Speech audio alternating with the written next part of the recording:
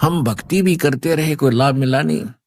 गुरु संतों को के पास भी बहुत से भाग्यशाली व्यक्ति गए, लेकिन वो दुर्भाग्य था उनको कि उनको वो संत नहीं थे। वो संत की वेशभूषा में काल के दूत थे, उनके पास कोई भक्ति नहीं थी। अब कितनी गिरावट आ गई, चीन पूरा नास्तिक हो गया। महात्मा बुद्ध के विचारों से प्रभावित हुआ था, क्योंकि कोई भी संत है, दास बहुत बार बताता है, ये बहुत पुण्यकर्मी प्राणी हैं जिनकी बोली में आकर्षण है और जिनसे छोटी मोटी राहत भी होती थी। तो ये पिछले जन्म की पुण्यात्माएं हैं, इनके पास संस्कार अच्छे थे। ये किसी भी क्षेत्र में चले जाए, चाहे राजनेता बन जाए, वहां भी इनकी ऐसे ही प्रभावितशाली भाषणों से दुनिया इनके पीछे लग देती है और इनको पता नहीं क्या मंत्री प्रधानमंत्री बना देती है। ये होती अच्छी आत्माएं, पुण्यकर्मी प्राणी होते, लेकिन सत साधना ना करके ये पिछली बैटरी जब तक इनकी चलेगी, पुनों की चार्ज है, पिछले जन्म की भक्ति है, तब तक ये कुछ भी किसी क्षेत्र में जाओ वहीं इनका तैल का माचेगा। और अंत में इनको ऐसी भीड़ बनेगी, ये याद रखेंगे, बैटरी डिस्चार्ज होगी, उसकी अक्षमता, उसका समय सीमित है, और उसके बाद इनकी वो दुर्गति होगी, ये संभल नहीं सकेंगे असंख्य जन्मों तक। तो जैसे महात्मा बुद्ध स्वर्ग से आई हुई आत्मा थी, राज्य भी त्याग कर परमात्मा की, क्योंकि जो स्वर्ग में सुख है वो यहाँ के राज्य में है ही नहीं, तो उस आत्मा को ताजा ताजा आभास था कि ये सुख नहीं, उसको भी छोड़ दिया, भक्ति करने लगा। गया में वट वृक्ष के नीचे इसने वो हठ योग किया जो बिना सिर पैर का था, मर गया होता इसकी तो जान बचा दी, एक माई ने उसको खीर खार खिला दी, थोड़ी बहुत जान बच गई।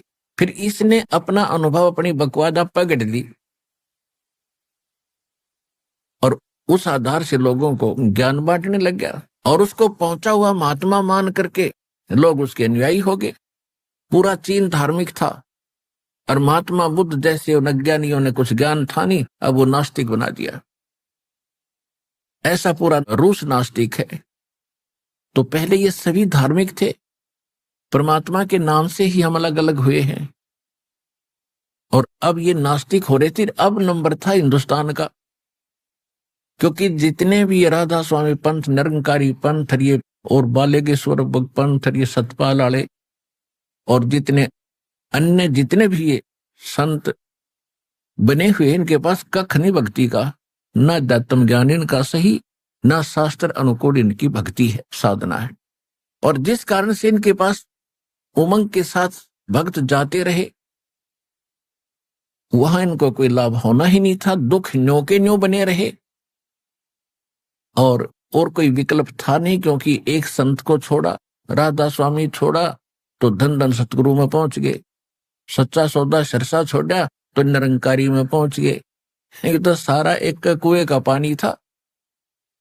तो आखिर में ये नास्तिक होने लग गए थे, कहीं कुछ नहीं है, ये कष्ट दुखता न्योय बने रहेंगे।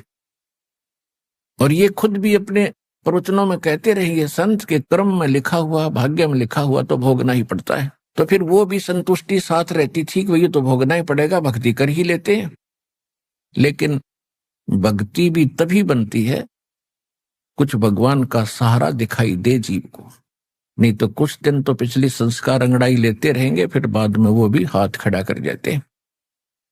तो इसलिए हमारे को परमात्मा की घनी आवश्यकता है, परम संत बिना वो ज्ञान और समाधान मिला नहीं करता।